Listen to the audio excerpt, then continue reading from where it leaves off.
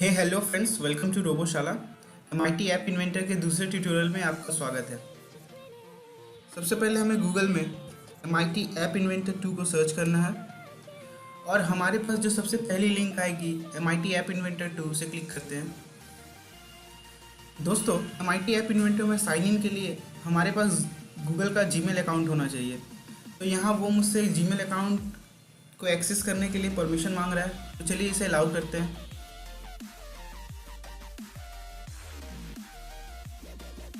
Welcome to M I app inventor. तो दोस्तों, अभी जो लेटेस्ट रिलीज़ है वो है सितंबर 13, 2016 की। और यहाँ हमारे पास दो ऑप्शंस दी गई हुई हैं। पहला बोल रहा है कि अगर आपके पास कोई एंड्रॉयड फ़ोन है, टैबलेट है, तो आप कैसे एंड्रॉयड डिवाइसेस को कनेक्ट कर सकते हैं एमआईटी ऐप इन्वेंटर के थ्रू। और दूसरा है कि अगर आपके पास एंड्रॉयड ऐप इन्वेंटर नहीं है तो एमुलेटर कैसे रन कर सकते हैं। तो दोस्तों, अभी मैं इसे छोड़ देता हूँ, आगे चलते हैं। ये रहा एक मैसेज बॉक्स जिसमें मुझे कह रहा है कि you do not have any projects. तो दोस्तों, अभी तक हम लोगों ने किसी भी प्रोजेक्ट को बनाया नहीं है, तो इसीलिए चलिए एक स्टार्ट प्रोजेक्ट करते हैं। प्रोजेक्ट का नाम देते हैं रोबोशाला और ओके करते हैं। तो दोस्तों, हमारा एक प्रोजेक्ट बन चुका है। ये रहा रोबोशाला, जैसा कि यहाँ हमारे प्रोजेक्ट का नाम दिखा रहा है। दोस्तों, मैं इस टैब के ऊपर बाद में आता हूँ। सबसे पहले लेफ्ट हैंड साइड से स्टार्ट करते हैं। तो हमारे पास पैलेट दी गई हुई है। पैलेट में हमारे पास सबसे पहले है user interface, layout, media, drawing, animation, sensors, social, storage, connectivity, LIGO, experimental and extension. तो दोस्तों, यूज़र इंटरफेस में हमें जो कंपोनेंट्स या एलिमेंट्स मिलती है वो है button, check box, date picker, image, label, list picker, list view, notifier, password text box, slider, spinner, text box, time picker, web viewer. तो दोस्तों, इन एलिमेंट्स को अगर हम अपने ऐप में यूज़ करना चाहते हैं तो हमें बस ये रहा हमारा व्यूअर एरिया, जहां हम अपने एप्लीकेशन को देख सकते हैं कि वो अरेंज किस फॉर्मेट में होगा। दोस्तों, मैं यहाँ बता दूँ कि ये जो आपके पास स्क्रीन है ये आपके फ़ोन का स्क्रीन नहीं है। आप इसे ये ना समझें कि आप जैसा यहाँ डिस्प्ले देखेंगे ऐप को वैसा ही आपके फ़ोन में डिस्प्ले होगा। उसके लिए हम लोग रियल टाइम व्यू लेते हैं अपने ऐप का, जिसके लिए 3 टोटल प्रोसेसेस है जो कि मैं नेक्स्ट वीडियो में बताऊँगा। तो जैसे कि मैंने कहा था कि इसमें एमआईटी ऐप इन्वेंटर में ड्रैग एंड ड्रॉप की प्रॉपर्टी है। तो आपको सिर्फ बटन को प्रेस करके ड्रैग करना है, स्क्रीन पर ड्रॉप कर देना है। तो हमारे पास एक बटन ऐड हो गई, इसे मैं क्लिक कर सकता हूँ। वैसे ही हमारे पास चेक बॉक्स है, तो चेक बॉक्स को लाते हैं, टेक्स्ट फॉर चेक बॉक्स। अब इसके बारे में बाद में बात करते हैं। तो ऐसे आप जितने भी यहाँ एलिमेंट्स हैं सबको यहाँ इंपोर्ट कर सकते हैं अपने ऐप में। फिर आते हैं दोस्तों लेआउट में। अब ये लेआउट क्या है? जब भी हम अपने ऐप को डिज़ाइन करते हैं तो हमें उसे एक लेआउट फॉर्मेट में डिज़ाइन करना पड़ता है। जैसा कि आपने देखा, मैंने यूज़र इंटरफेस में जब बटन और चेकबॉक्स को ड्रैग करके अपने व्यूअर स्क्रीन पे लेकर आया तो दोनों एक के बाद एक आए। अगर मैं इसे ही अगर सपोज कीजिए कि मैं ड्रैग करके यहाँ लाना चाहूँ तो नहीं आ पा रहा है। क्यों नहीं आ रहा? क्योंकि मैंने यहाँ कोई अरेंजमेंट सेट नहीं किया, तो वो बाय डिफ़ॉल्ट एक के नीचे एक आता रहता है। तो दोस्तों, आपको सबसे पहले लेआउट में मैं एक छोटी सी हिंट दे देता हूँ कि आगे इस लेआउट में हम क्या देखने वाले हैं। तो जैसे मैंने ये हॉरिजॉन्टल को ड्रैग किया, ड्रॉप किया, और इसके अंदर मैं सबसे पहले टेक्स्ट बॉक्स को ड्रैग करके लाया और फिर इसमें चेक बॉक्स को लेकर आया। तो देख रहे हैं आप, एक की साइड में एक आ गया। तो ऐसे ही हम horizontal arrangements, horizontal scroll arrangement, table arrangement, vertical arrangement, vertical scroll arrangement देखेंगे। इसके लिए मैं एक अलग से वीडियो बनाऊंगा जिसमें मैं लेआउट क्रिएट करना। अगर आप ऐप को अपने मुताबिक डिज़ाइन करना चाहते हैं, आप देखना चाहते हैं कि मेरा ऐप ऐसा दिखे, बहुत ही सुंदर या अच्छे तरीके से दिखे, तो एक लेआउट पे भी मैं एक वीडियो बनाऊंगा जिसमें आप लेआउट का सेट करना सिखाऊंगा। तीसरा हमारे पास जो है वो है मीडिया। दोस्तों, अगर आपको अपने ऐप में अपने कैमरा को यूज़ करना है या फिर अपने कैमकॉर्डर रिकॉर्डर को यूज़ करना है या फिर अपने गैलरी से आपको इमेज को अपने ऐप के थ्रू ओपन करना चाहते हैं, या फिर आपको एक music player, sound recorder, speech recognizer, text to speech, video player, या फिर ज़ेनरन ट्रांसलेट जो कि एक ट्रांसलेटर ऐप है, ट्रांसलेटर एप्लीकेशन है, अगर उसे अपने ऐप में इम्बेड करना चाहते हैं तो कर सकते हैं। तो ये भी सेम प्रॉपर्टी है। जैसे अगर मैं सपोज कीजिए मैं कैमरे को अपने ऐप में ऐड करना चाहता हूँ तो मुझे बस इसे क्लिक करके ड्रैग करना है। तो दोस्तों आपने देखा जब मैंने यूज़र इंटरफेस से बटन को और चेकबॉक्स को ऐड किया तो वो हमारे पास यहाँ शो हो रही थी, लेकिन कैमरे को ड्रैग किया तो वो हमारे पास शो नहीं हो रही। क्यों? क्योंकि वो एक नॉन विजिबल कंपोनेंट है। जैसे यहाँ देखिए नॉन विजिबल कंपोनेंट्स कैमरा। वैसे ही अगर मैं साउंड रिकॉर्डर की बात करूँ, साउंड रिकॉर्डर को लेकर आया तो देखिए non visible component sound recorder. जब हम ऐप बनाएंगे तो इसके बारे में और जानेंगे कि ये नॉन विजिबल कंपोनेंट को हम लोग ऐप में यूज़ कैसे करेंगे। तो उसके बाद आते हैं ड्राइंग एंड एनिमेशन, जिसमें आप अपने ऐप में बेसिक ड्राइंग कर सकते हैं, जैसे स्लाइड शो हो गया, ठीक है वैसा। फिर आते हैं सेंसर्स में। हमारे फ़ोन में जो डिफरेंट सेंसर्स अवेलेबल हैं वो आप यहाँ से यूज़ कर सकते हैं। तो उस सेंसर को जब भी हमें कॉल करना होगा, सपोज़ कीजिए कि मैं कोई ऐप बना रहा हूँ जिसमें मुझे प्रॉक्सिमिटी सेंसर की यूज़ करनी है, तो बस मुझे प्रॉक्सिमिटी सेंसर को लेना है, ड्रैग करना है, ड्रॉप। तो ये भी एक नॉन विजिबल कंपोनेंट है, इसीलिए ये नीचे बॉटम में ऐड हो रहा है, ठीक है। तो यहाँ हमारे पास इतनी सारी सेंसर्स दी गई हुई है, जिसमें से मैं एक्सेलरोमीटर यूज़ करने वाला हूँ, क्लॉक यूज़ करने वाला हूँ, ज़ाइरो यूज़ करने वाला हूँ, ओरिएंटेशन सेंसर यूज़ कर सकते हैं शायद, और प्रॉक्सिमिटी सेंसर यूज़ करेंगे। फिर आते हैं सोशल पे। बहुत बार हम जब ऐप बनाते हैं तो हमें अपने ऐप में कॉन्टैक्ट्स चाहिए होते हैं, या फिर ईमेल्स चाहिए होते हैं, या फिर मुझे अपने ऐप के थ्रू ही किसी को कॉल करना है, जो कि डायरेक्टली आपके ऐप से कॉल नहीं होगा, लेकिन आपकी जो कॉल फीचर है वो ऐप में आएगी। ऐसे ही यहाँ फ़ोन नंबर पिकर है, कॉन्टैक्ट लिस्ट वगैरह, या फिर आपके ऐप में कोई इमेज है आप उसे शेयर करना चाहते हैं, ब्लूटूथ से सेंड करना चाहते हैं, या फिर फेसबुक पर शेयर करना चाहते हैं, तो आपके पास ये शेयरिंग ऑप्शन है। तो ऐसे ही करके हमारे पास ये सोशल पैलेट दी गई हुए हैं। स्टोरेज में देखते हैं। स्टोरेज के बारे में शायद हम लोग इस ट्यूटोरियल सीरीज़ में ना पढ़े, फिर भी मैं एक छोटी सी हिंट दे दूँ कि हमारे मोबाइल के लिए जो डेटाबेस होता है, कि अगर मैंने लॉगिन किया, अपना पासवर्ड, यूज़र पासवर्ड वगैरह दिया, तो वो कहीं भी स्टोर होगा, तो उस डेटा स्टोरेज को भी हम इसके अंदर कर सकते हैं। जनरली यहाँ से आप फाइल इंपोर्ट वगैरह कर सकते हैं। अगर इसके बारे में आपको जानना हो तो आप मेरे साइट पे जाके चेक कर सकते हैं, वहाँ आपको इसके बारे में मैं एक फुल ब्लॉग लिख के दे दूँगा जिसमें आप इसे यूज़ कर सकें। तो आगे ट्यूटोरियल्स में मैं इसे यूज़ नहीं करने वाला हूँ, शायद मैं TinyWebDB को यूज़ करके दिखा सकता हूँ।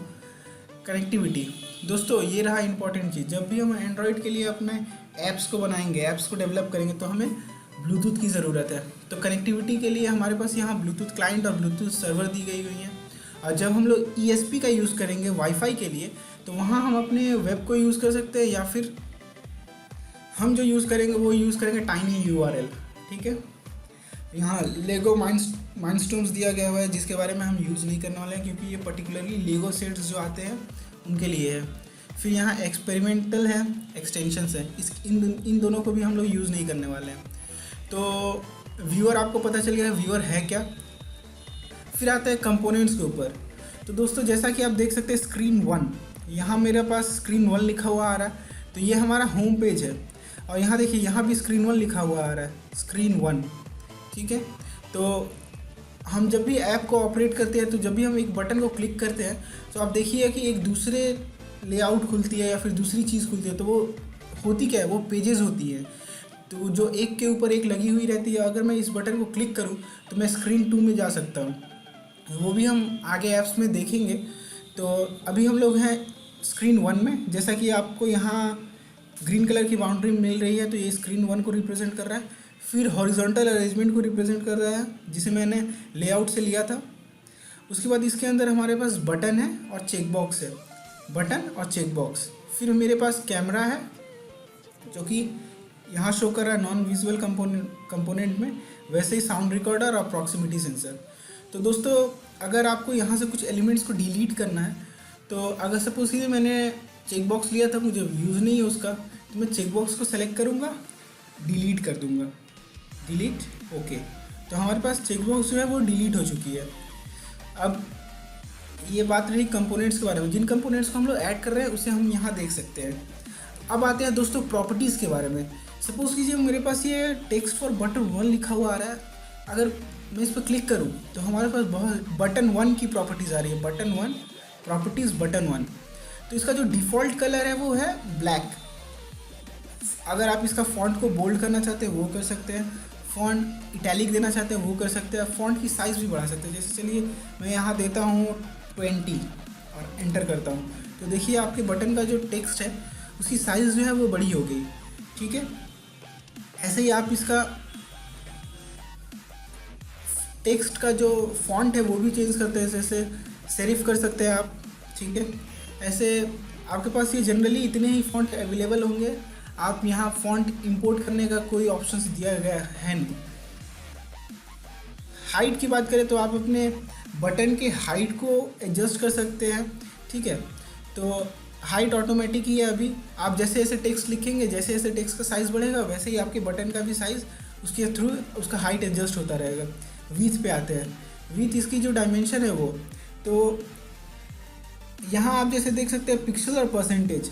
अगर मैं फिल पेरेंट करूँ तो जो हमारे ऐप की जो हमारे फ़ोन की जो विड्थ होगी या फिर ऐप की जो विड्थ होगी वो उसको पूरा कवर करेगा। जैसे मैं अगर इसे फिल पेरेंट करके ओके करता हूँ तो आपको भले यहाँ दिख ना रहा हो, सॉरी, आपको भले यहाँ दिख ना रहा हो कि जो बटन है वो मतलब पूरे विड्थ को कवर कर रहा है, लेकिन एक्चुअली अगर आप इसे रियल टाइम जैसे एमुलेटर पे या अपने फ़ोन पे देखें तो ये आपको फुल स्क्रीन पे नज़र आएगा। ठीक है दोस्तों, और अगर मैं यहाँ चाहूँ तो इसे 50% ऑफ द स्क्रीन कर सकता हूँ। जैसे अगर मैं परसेंटेज यहाँ डिफाइन करूँ, चलिए इसे 70% करते हैं, ओके करते हैं, तो देखिए ये अभी 70% डिस्प्ले कर रहा है। तो आप ये सोच सकते हैं कि चलो विड्थ मैंने जब फिल पेरेंट किया तब ये शो क्यों नहीं कर रहा था और अभी 70% किया तो शो करने लगा। तो दोस्तों यही है, ये जो हमारे पास व्यूअर है ये रिलायबल नहीं है, आपको बस एक बेसिक इन्फो दे देता है कि हाँ ये चीज़ ऐसे अरेंज है। ठीक है, उसके बाद इमेजेस पे आते हैं। आप अगर ऐप्स को देखें तो बहुत सारे बटन्स क्या होते हैं, एक एरो बना रहता है। अगर आपने पिछली बार कभी आर्डिनो के लिए ऐप का इस्तेमाल किया हो एंड्रॉयड का, तो उसमें बटन्स जो होते हैं up arrow, down arrow, right arrow, back arrow, stop रहता है। तो आप यहाँ इस बटन का जो इमेज है उसे यहाँ से सेलेक्ट कर सकते हैं। यहाँ जाइए, अपलोड फाइल, अपने बटन को सेलेक्ट कीजिए और आपका बटन का जो इमेज है वो चेंज हो जाएगा। शेप डिफ़ॉल्ट है अभी। ठीक है, आप इसको रेक्टेंगुलर रख सकते हैं, ओवल रख सकते हैं। जैसे मैं शेप में अगर आपको राउंडेड दिखाऊं तो आप यहाँ देख सकते हैं, यहाँ कॉर्नर पे आपके पास राउंडेड आ गई। ठीक है, तो ऐसे आप इसकी प्रॉपर्टीज़ को चेंज कर सकते हैं। चलिए अब बटन को मैं नाम देता हूँ क्लिक मी, क्लिक मी, क्लिक मी, और देखते हैं एंटर मारते हैं क्या होता है। तो देखिए दोस्तों, यहाँ जो हमारा टेक्स्ट आ रहा था वो चेंज हो गया। तो ऐसे ही आप साइन इन, कनेक्ट, डिसकनेक्ट, तो ऐसे हम अपने बटन पे टेक्स्ट को चेंज कर सकते हैं। अब टेक्स्ट अलाइनमेंट आपका कैसा हो, सेंटर में हो। अभी बाय डिफ़ॉल्ट सेंटर सेलेक्टेड है। ठीक है, इसे मैं चाहूँ तो लेफ़्ट 0 करूँ तो वो मेरे लेफ्ट हैंड साइड से स्टार्ट हो जाएगा, राइट 2 करूँ तो वो राइट हैंड साइड से स्टार्ट होगा। ठीक है, टेक्स्ट कलर जिसमें आपका लिखा हुआ आ रहा है उसे भी चेंज कर सकते हैं। चलिए मैं यहाँ ब्लू सेलेक्ट कर लेता हूँ। अब जो हमारा टेक्स्ट कलर आ रहा है वो ब्लू आ रहा है। तो दोस्तों ये रहा यूज़र इंटरफेस का बात। ठीक है, अगर आपके पास, मैंने यहाँ एक दिखाया, अगर सपोज़ कीजिए कि मैं एक लेबल भी ऐड कर लेता हूँ और लेबल पे क्लिक करेंगे तो आपको जो यहाँ प्रॉपर्टीज़ मिल रही है वो लेबल की प्रॉपर्टीज़ मिल रही है। तो यहाँ भी आप इसका फॉन्ट कलर सब को चेंज कर सकते हैं। ठीक है, तो ये बात रही हमारे फ्रंट स्क्रीन की। अब दोस्तों अगर मैंने एक बटन को लगाया है, ठीक है, तो मैं बटन क्लिक करूँ उसके लिए क्या इवेंट जनरेट करूँ, तो उसे मैं कहाँ करूँ, तो इसके करने के लिए आपको यहाँ ब्लॉक्स दी गई हुई हैं। अगर मैं ब्लॉक्स मोड में जाता हूँ तो हमारे पास एक बैक एंड व्यू आता है आपका। ठीक है, जिसमें हमारे पास यहाँ बहुत सारी ब्लॉक्स दी गई हुई हैं। तो यहाँ बटन है। ठीक है, अब सपोज़ कि जब भी आप बटन को क्लिक करेंगे तो आपके पास बहुत सारे इवेंट्स जनरेट होंगे कि बटन 1 क्लिक हो तो क्या हो, बटन 1 गॉट फोकस तो क्या हो, लॉन्ग प्रेस करके अगर उसे रखे तो क्या हो। तो जैसे देखिए मैंने इसे क्लिक किया, ये मेरे स्क्रीन पे आ गए। तो when button 1 dot click do, क्या करना चाहते हैं, सपोज़ मैं अपने लेबल का टेक्स्ट को चेंज करना चाहता हूँ, तो सेट लेबल टेक्स्ट टू, ठीक है। और उसके बाद मुझे टेक्स्ट क्या चेंज करना है, तो मुझे यहाँ से टेक्स्ट सेलेक्ट करना है।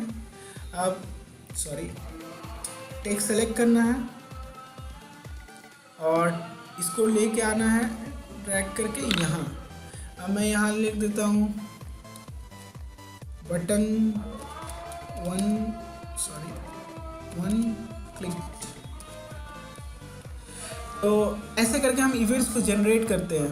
तो दोस्तों आपको फिर से अगर बैक डिज़ाइनर मोड में जाना हो तो आप डिज़ाइनर पर क्लिक कीजिए, आप यहाँ आ गए। फिर इसे क्लिक कीजिए, आप यहाँ आ गए। अगर मैं इस ऐप को रन करूँ तो अभी क्या होगा, जब भी मैं इस बटन को क्लिक करूँगा तो यहाँ जो आपके पास टेक्स्ट फॉर लेबल 1 लिखा हुआ आ रहा है वो किस में चेंज हो जाएगा, बटन 1 क्लिक में। तो अगर आप चाहें तो इसे ब्लैंक भी छोड़ के रख सकते हैं। जैसे अगर मैं इसके टेक्स्ट की बात करूँ तो लेबल को पहले सेलेक्ट कर लेते हैं। तो मैंने लेबल को सेलेक्ट कर लिया, यहाँ टेक्स्ट लिखा हुआ आ रहा है, इसे कुछ नहीं करते हैं, एंटर करते हैं। तो लेबल हमारे पास यहाँ है लेकिन वो मुझे दिख नहीं रहा है। तो जब हम अपने ऐप को जनरेट करेंगे और ऐप में इसे ओपन करेंगे और क्लिक करेंगे तो हमारे पास यहाँ लिखा हुआ आएगा बटन 1 क्लिक्ड। तो दोस्तों ये रहा basic of MIT app inventor, जिसमें हम लोगों ने डैशबोर्ड को देखा। और नेक्स्ट ट्यूटोरियल में हम अपने इस ऐप को देखेंगे, ठीक है। और रियल टाइम में अपने ऐप को व्यू कैसे करते हैं वो यहाँ कनेक्ट से देखेंगे। तो फ्रेंड्स, थैंक्स फॉर वॉचिंग। अगर आपको ये मेरा वीडियो अच्छा लगा हो तो प्लीज़ लाइक एंड सब्सक्राइब कीजिए।